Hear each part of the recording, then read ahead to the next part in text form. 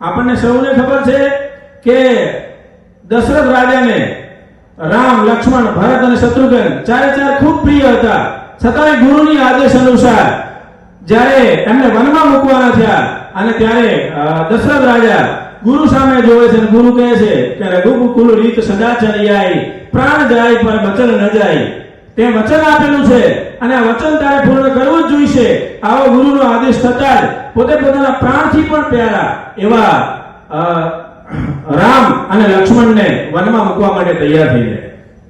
એટલે મિત્રો, ગુરુનો આદિકાળથી વાત કરીએ તો આ પરંપરા જળવાઈ રહી છે. એકલવ્યની વાત કરીએ તો એકલવ્ય ગુરુ દ્રોણાચાર્ય નું પુતળું બનાવી અને એકલવ્ય દીક્ષા પ્રાપ્ત કરી.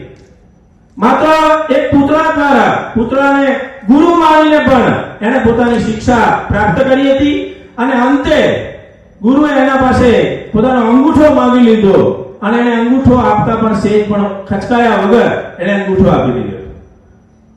આ ગુરુ અને શિષ્યની એક ઉજળી પરંપરા છે.